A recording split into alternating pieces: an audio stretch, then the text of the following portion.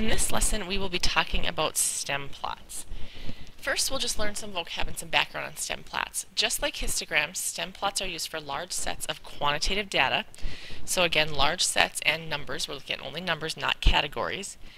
And it's best when the data is close together. So for stem plots, we don't want to have a whole bunch of outliers. That's not our goal here. We want to have their data in a certain range. Histograms versus stem plots, so when you look at them together, they both display the same data. With stems, you get to see each data point. With histograms, remember when we tried to find the center?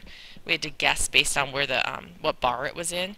With stem plots, you actually get to see each data point.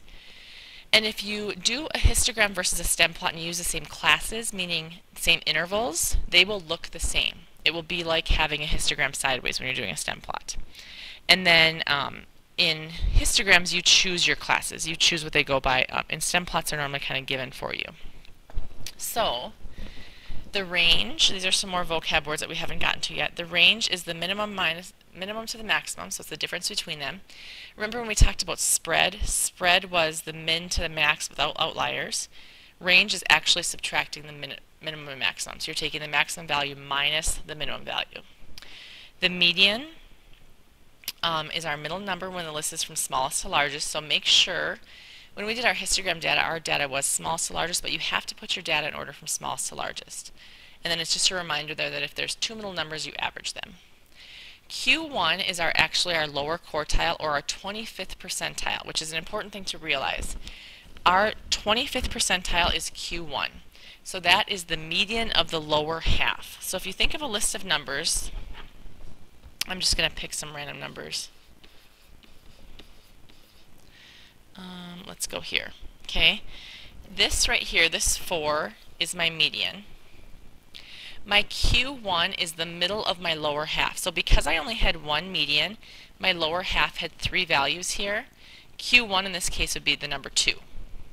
When you look at Q3, then that's your upper half. That's your 75th percentile. And so when I'm looking at Q1, it's the middle of my upper half of my numbers. So in this case, Q3, I'm sorry, Q3 would be the number 6. Now it's a little bit different if you have two middle numbers. When I have two middle numbers, let me just do another set of data here. Let's actually go to 10, how about?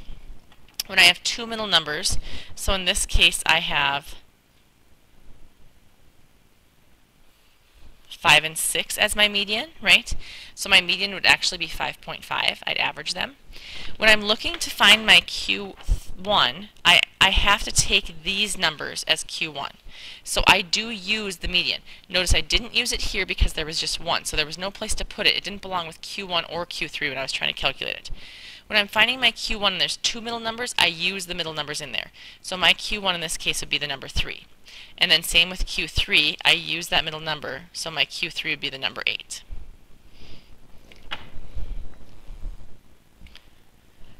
The interquartile range, which will be abbreviated IQR, that's the difference from Q3 to Q1. So in my last problem, I think I had 8, and was it 3 maybe? So it'd be 8 minus 3, so my IQR would be 5. And then outliers are data that are more than 1.5 IQRs above or below Q3. Above Q3, below Q1.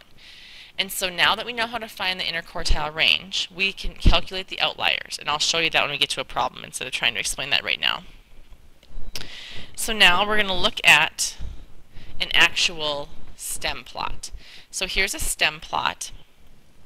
These are considered the stems right here. These numbers are the stems. And then these numbers here are called the leaves. So those are listed there. And you can actually see the numbers. Like the numbers are 57, 85. If I'm reading it here, this is the number 96, 97, 99, 106, 110, 112, 112, 113, 113. So that's how you would read that plot. Hopefully that makes sense to you. So to find my range, remember my range is my maximum minus my minimum. So my biggest number here is 176. And my smallest is 57. So to find my range, I'm actually going to subtract them. So when I subtract those numbers, my range is 119. My spread is my smallest to largest number. Now I'm not exactly sure if I have any outliers because I mean, maybe I do, right? So I'm going to wait to decide if I have any spread until I look and see if I have outliers. Because remember, spread does not include your outliers. So I'm not going to answer that until I calculate outliers. Range includes your outliers. Spread does not. My median would be my middle number. So let's see how many numbers we have total here. Let's count them. 1, 2, 3, 4, 5, 6, 7, 8, 9, 10, 11, 12, 13, 14, 15. Okay, when I count them all, I get 50 numbers. So I have 50 total numbers. Well, actually, let me put that down here because I'm going to use that. So my middle number would be my 25th and 26th number, right? That's my median. So that's what I'm looking for here. So I'm going to find my 25th number. So I've got 1, 2, 3, 4, 5, 6, 7, 8, 9, 10, 11, 12, 13, 14, 15, 16, 17, 18, 19, 20, 21, 22, 23, 24, 25, and 26 right here. See that? I'm just going to erase my dots now so they don't confuse us later. There's my 25th and 26th number. So my 25th and 26th numbers are the numbers 125 and 127. So when I add those together and divide by 2, I find that my median, or my center, is 126. And hopefully that makes sense to you. Now to do my shape, I can trace it just like a histogram. And then if you want to turn your paper sideways, you can, to help you look at it. But hopefully you can see that this is somewhat, I would call this symmetrical. This shape is fairly symmetrical. I don't see a lot of skewness. So we're going to call the shape symmetrical. And then to find Q1. Q1, I'm just going to erase my shape here to help me kind of organize my numbers. Q1 would be the middle of my 25 numbers. Remember, I have 1 through 25 as my first half, and then 26 through 50 as my second half. And I'm including 25 and 26 because I had 2 medians. So if I take 25 divided by 2, I would get 12.5. So that puts my Q1, my median of the lower half, to be my 13th number.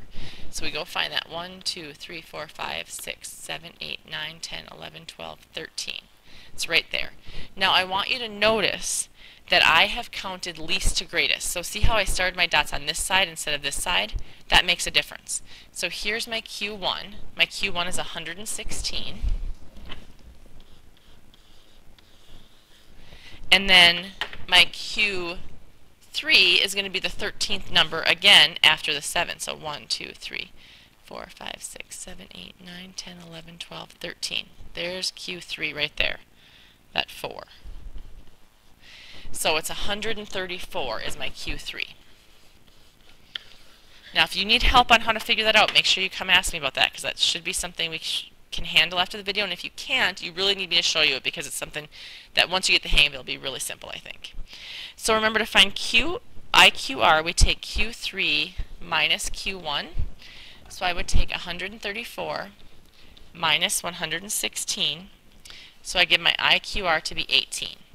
Now this is important because now I can decide if I have outliers. So to find my outliers, I'm going to take my IQR times 1.5, always. So to find outliers, it's IQR times 1.5. So in our case, we will take 18 times 1.5, and I get 27.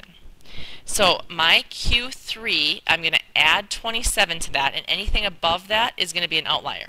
So I take, for Q3, I take my 134 plus 27, and when I do that, I get 161.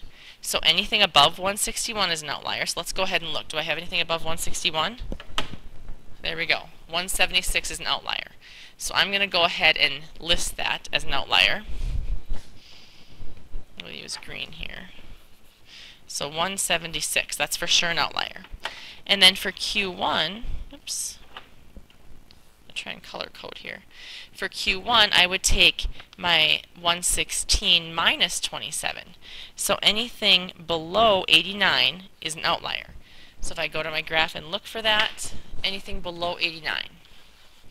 So I also have an outlier at 57 and 85. So here are my 3 outliers.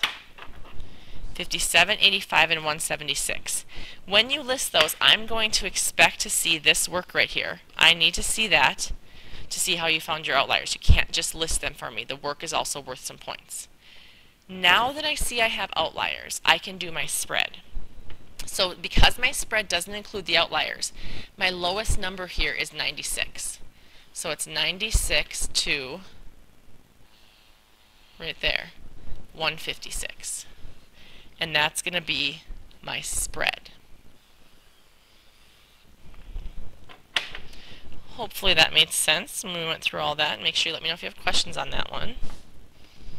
Next we're going to try and come up with stem and leaves. So we're going to be creating our own stem plots. So what would we make be our stems and our leaves? So we're going to look at the data.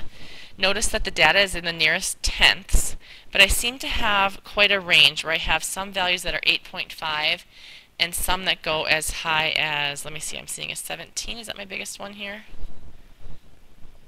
So from 8.5 to 17.6. So I think it makes sense that my stems wouldn't be tenths. I would make my stems be the numbers after 1. So I'd start with a number, I have a 5 here, look at that. I'd start with a 5, and then I'd have to list all of them, all the way to my biggest one, which is my 17, so on. So my stems would be whole numbers. So my whole number is my stem. And my leaves I would make be the decimal. So the decimal is the leaves. When you do that, you have to make a chart or a key somewhere when you make that. So I would say 50 equals 5.0. I have to tell people what my stem represents. So when they see a 5 and then a 0, they need to know that that is the number 5.0. They could think, for instance, it's the number 50, because that would be another case. Or maybe it's the number 5,000 because I went in thousands or something like that. So I have to let them know that by putting this key somewhere. If I don't have that down, I'm not doing a proper stem and leaf chart. The next one we're going to look at is what would be our stem and leaves here for salary. You'll notice that these are quite a bit different, right? So we can round this data to make stems. So I would say I would probably round to the nearest 100,000 maybe, or nearest hundreds, thousands, whatever I want. So we could call this one like 15,100. This would be 1,900. This would be 12,300. And this would be 7,000. And then I could make my stems be the thousands place. So like for 1900 I'd go 9, 0, or 9 actually, because I rounded to the nearest. So I'd say 9. And when I got to the 7, oops, let's do a 6 first. When I do the 7, I do a 0. 8, 9, 10, 11. When I got to the 12, I just put a 3, because I know they're the nearest. I'm going to the nearest 100. So my key then would say a 1-9 equals 1900. So you realize that that's not a 19, it's not a 1.9, it's 1900.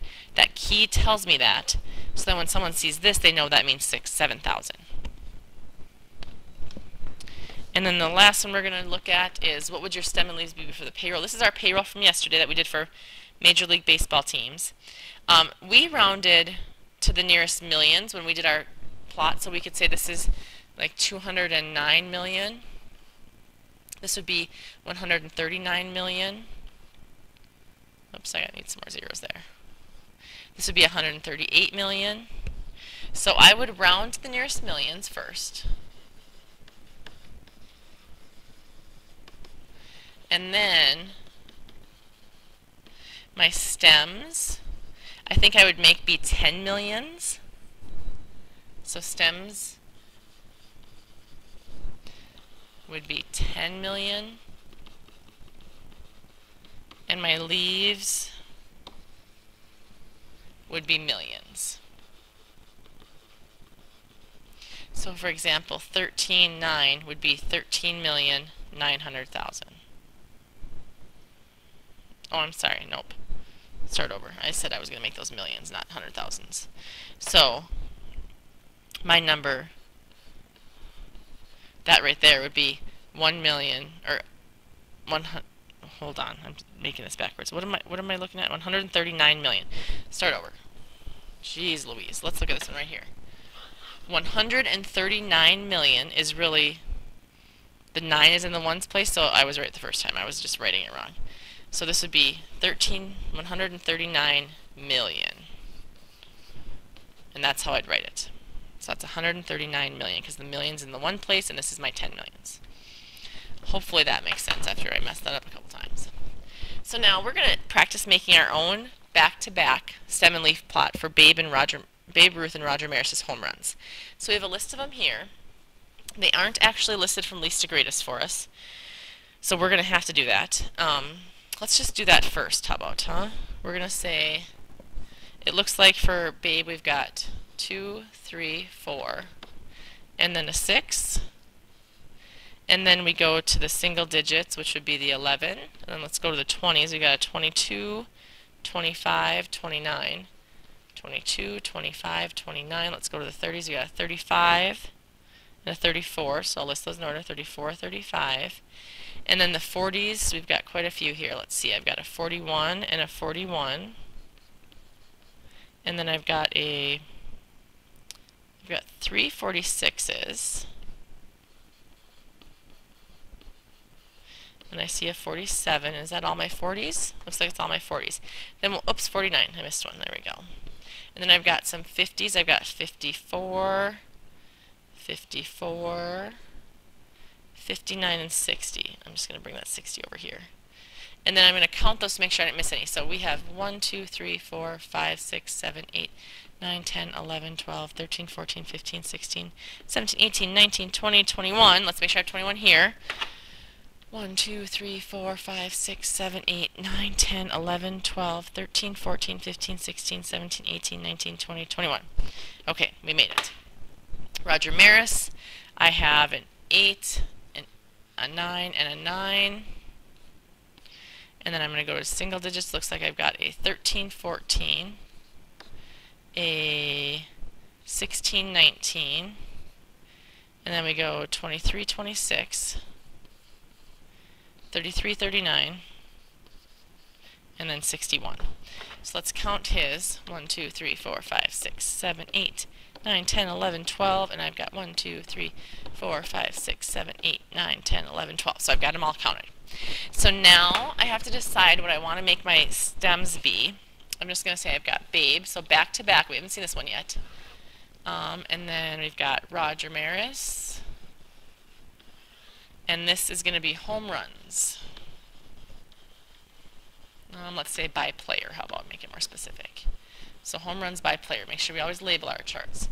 So now I'm going to make my stems be probably the tens place, right? Because I look like I go from 0 to 60. So my tens place is what I'm going to label them.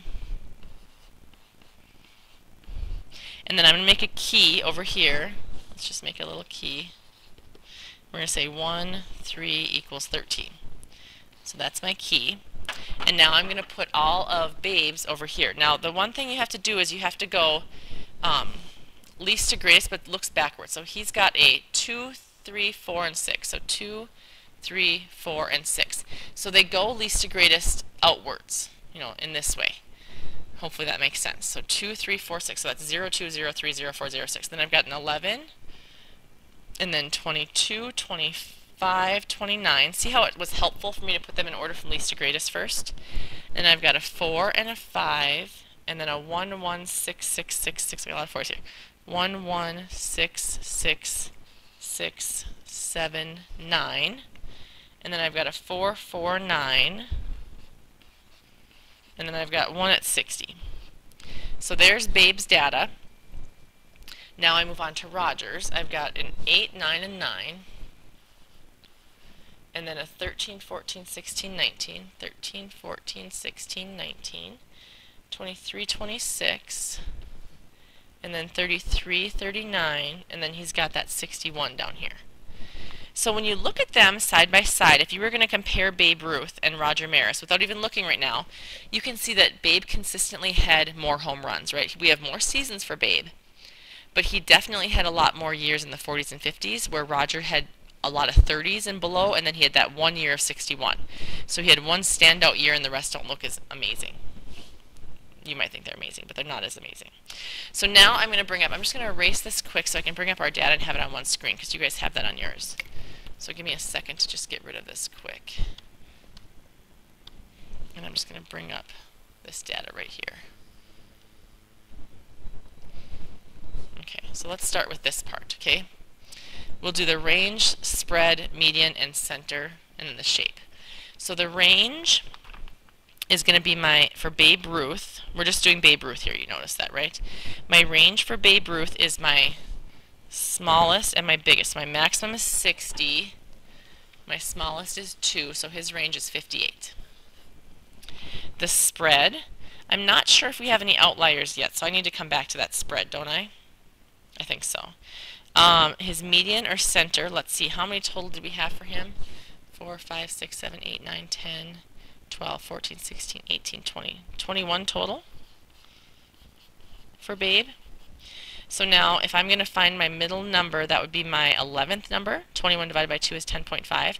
So my 11th number, 1, 2, 3, 4, 5, 6, 7, 8, 9, 10, 11. It's right here. So his median or center is 41. And then his shape, if I kind of draw over his shape, oops, that wasn't a very good drawing, was it?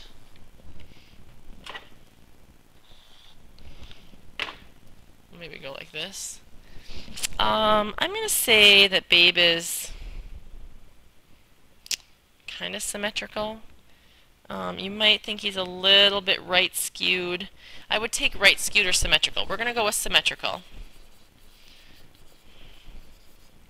We'll say fairly symmetrical. We'll make it be a little wishy-washy. Fairly symmetrical.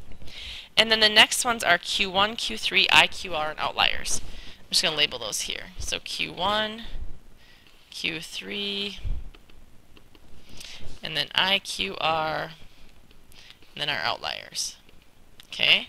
So my Q1, since I had 21 total and I went with the 11th, I don't, remember because I had just one, I don't count that. So I have 10 below. 4, 5, 6, 7, 8, 9, 10. There's 10 below, so my middle of that 10 would be 5 and 6. So between 5 and 6, 1, 2, 3, 4, 5 and 6. So he is between 11 and 22, right? So 11 plus 22 divided by 2 is my Q1. So my Q1 is 16.5. My Q3 then, again, would be the 5th and 6th one. So I have 1, 2, 3, 4, 5, and 6. Oops, I didn't mean to do that. So it'd be right here. So it'd be 47 and 49. So 47 plus 49 divided by 2. So my Q3 is 48, which makes my IQR 48 minus 16.5. So my IQR is 31.5. So now when I find my outliers, I would take, to find my Q1, let's do that one first now, we take 16.5 minus 31.5, which is a negative number, right? Negative 30.75. So there's no lower outliers. We don't have negative home runs. Q3 then is 48 plus 31.5, which gives me 90. Oh, hold on you guys, I'm sorry. Hopefully someone caught me. I'm doing my outliers wrong. What am I supposed to do for my outliers first? I need to take that number times 1.5. Holy buckets. So, times my IQR by 1.5, I would get 47.25. So now, starting over, Q1 would be 16.5 minus 47.25. That's a negative number. No way those are outliers. Q3 would be 48 plus 47.25, which gives me 95.25. He didn't have any 95.25, so none of his numbers land within our range of a negative to 95, so we have 0 outliers. So we're going to say for outliers, none. That's my answer there. Now, I go back to my spread, because now I can see what if I had any outliers. I didn't, so his spread would be 2 to 60. But I couldn't figure that out until I knew my outliers. If you have any questions on this stuff, make sure you ask. Tomorrow you're going to get a worksheet and some objectives on that. And make sure you ask me if you need any help.